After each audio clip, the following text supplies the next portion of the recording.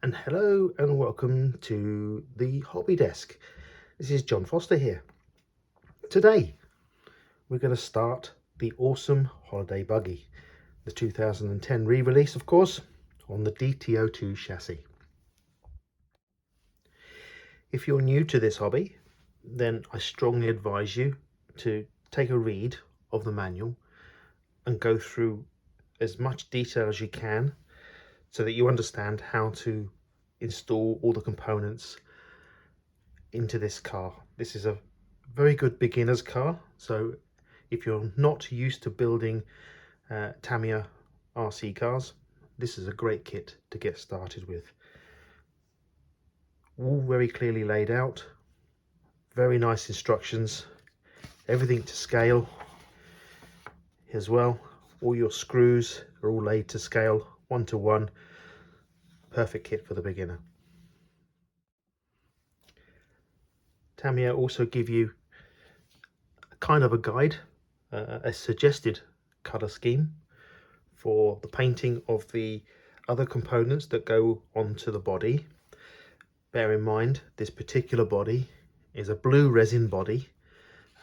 This body is made of a material, I believe it is a polyethylene, which is very similar to that material used for storing chemicals in chemical barrels and plastic tanks and things, which they say cannot be painted.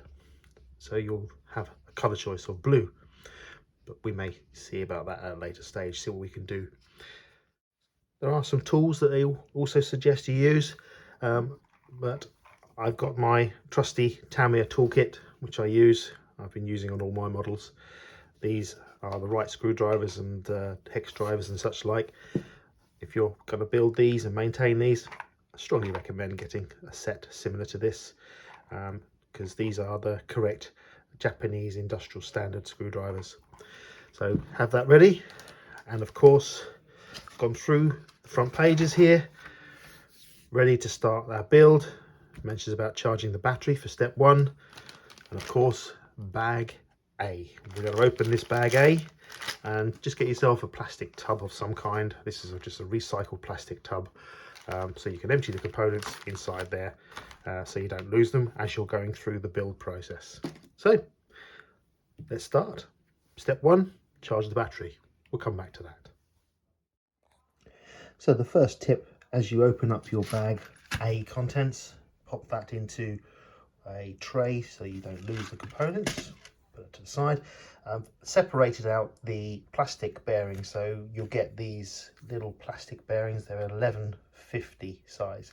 So what that means is the actual dimension of here in middle is 5, the outside 11, and the width of the bearing is 4. So whenever I build a Tamiya kit, the first thing I do is also source proper ball race bearings.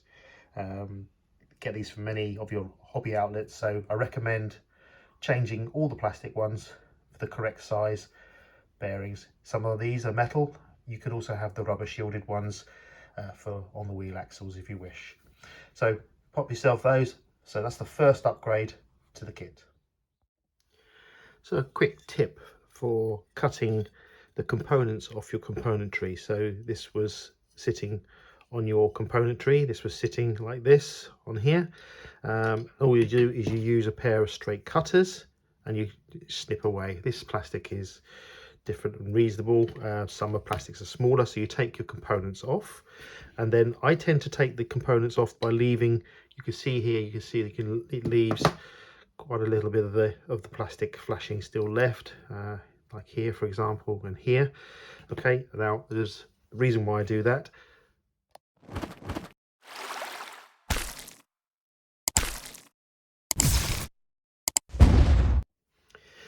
And what I tend to do here is, you could file this down if you want with file. You can file this down with some sandpaper, but I tend to just take my time and I use an X-Acto knife and just gently slicing away the flashing away, and then just gently move it away until it's nice and smooth.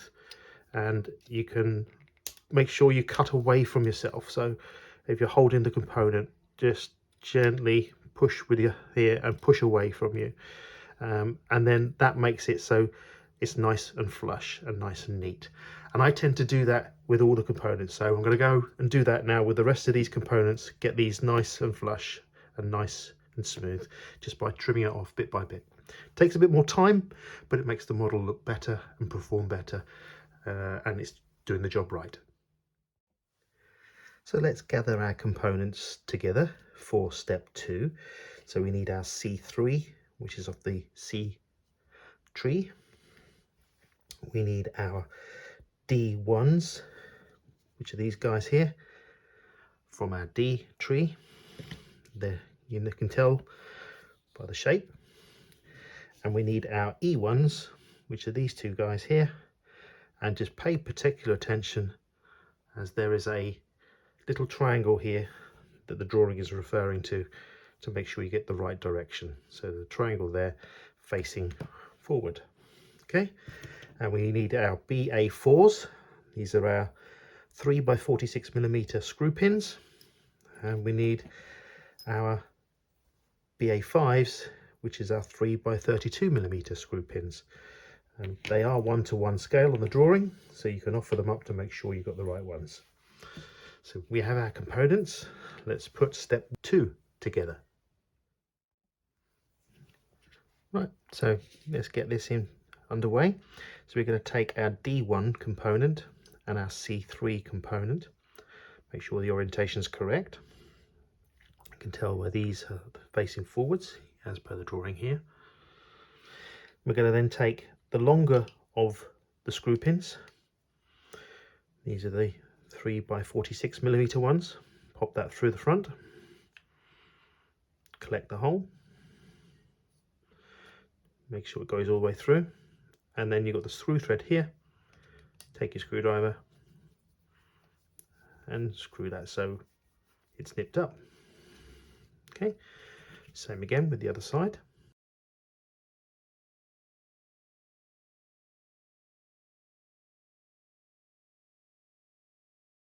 And then again, getting our E1, making sure that our little triangle is facing forward.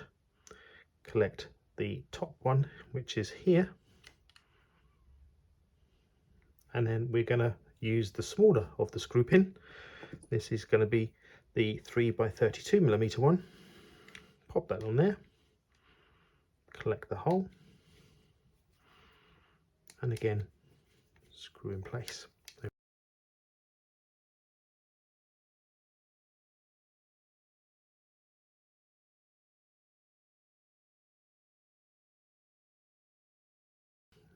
There we go. That is step 2 completed. We can move on to the next step. So continuing on, we're now on step 3. Step 3, we need some more components, namely these components here, which are the B1s. We also need the BA14 and BA15, and need to get these the right way around. So looking at the drawing, you can see here this angle and the way this comes out. There we are. So that's that correct way round. And the same again here, this angle here, look. So again on our drawing, compare that there. And we also need 2 of these BA6s, which are 3x22s, so the step screws, slightly smaller. And we need to put these together, ensuring that we get, and again it notes in the drawing here, look, you can see this little mark on top. So I'll show you that. There we go, look, can you see there, mark on top, so you get those the right way around. There you are. So let's put this step together. So nice and easy this step here. So we take our BA15, this is the one with this little chamfer here, our B1, not forgetting the little marking on the top, as you can see, 2 together, and then we take one of our BA6s, go down from the top and screw that through.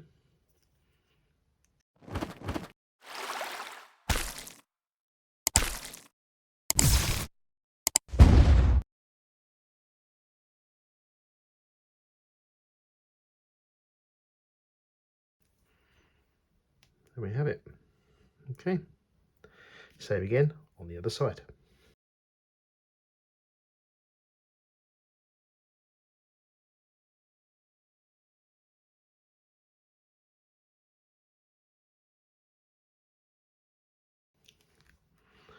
There we go, step 3 completed. We move on to step 4. Step 4, we need all the components that we've already built in steps 2 and 3, which is our front sections here with our D and E parts and C parts.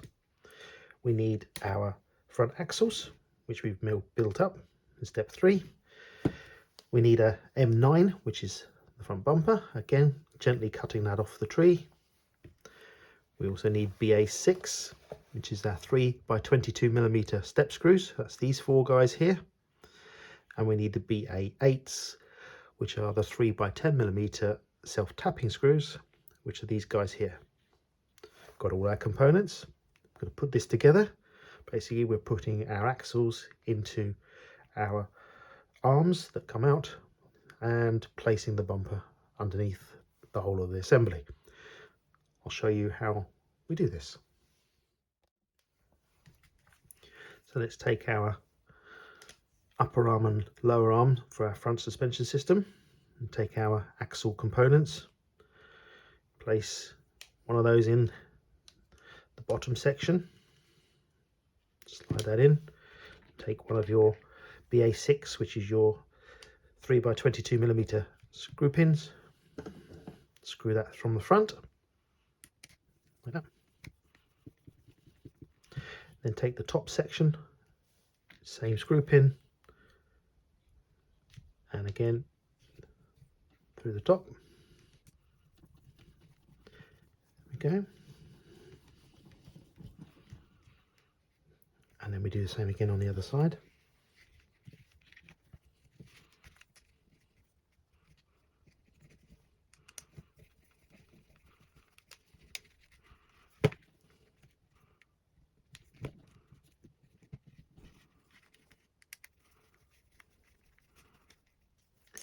Once we've done that, we then take bumper system, place that underneath,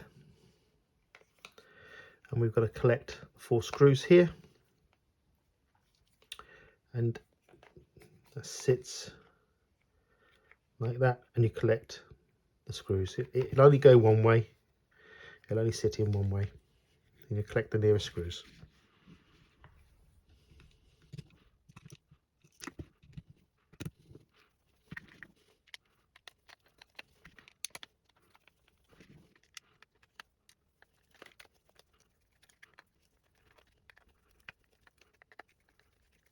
That is step 4 completed. We continue on with step 5, and with step 5 we need some more components. So we need the differential gear case, GB3. We need the differential cover, GB2. We also need our large bevel gears, BA2. We need 2 of those. We need our small bevel gears, BA1s. We need 3 of those. We need a star shaft, which is this guy. And we need some BA10s, which are 2.6mm by 10mm self-tapping screw. We also need some grease. So we're going to grease up all of these, place them onto the star shaft, grease these up, put them into the differential gear case, and put the lid on. That's it, quite simple step. So we'll start by popping some grease down this bottom section here. You can see that. There we go.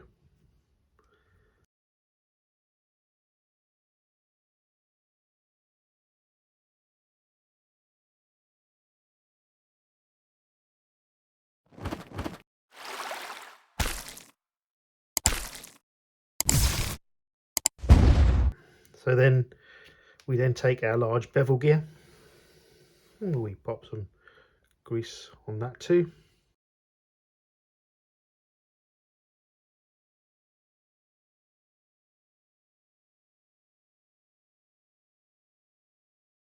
That drops in there.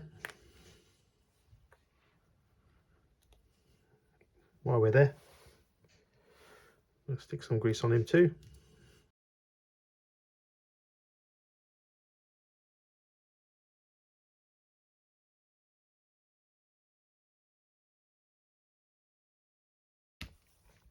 Take our star shaft, pop some grease on our star shafts.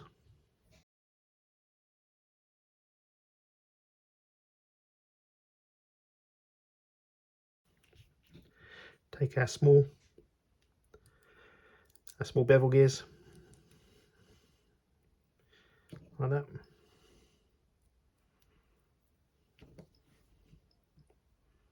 Okay. Take that and put that into there. Oh, missed it. Okay. While we're there, put some grease in there as well. Nicely greased in there.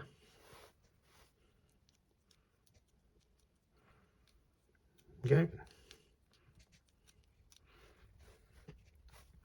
Once we've done this, I'm going to pop this one on as well, like so. It goes face down, like that. Pop some grease around there. Okay. Like that. Then take your differential cover, and you'll be forgiven to think these go in those holes. No, no, no. They go along there to stop the shaft system from moving out. So the holes basically line up like that, and we screw 3 screws.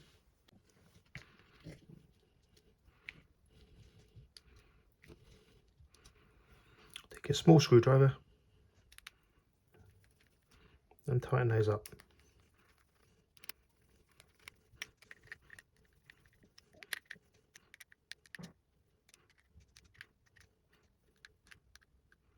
Okay, done. Step 5 completed.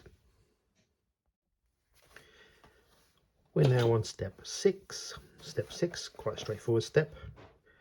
We need this guy, gear bag 1, GB1, so it's the counter gear. We need the shaft, which is a BA13, which is a 5 by 45mm shaft. That's this guy. Again, just offer it up to the drawing to make sure you got the right one. And you will need your bearings. So plastic bearings, as you know. I'm getting rid of my plastic bearings, and I'm going to be replacing them with my bearings, full wheel bearings. Okay, right, so easy step. Place one of the bearings on this side,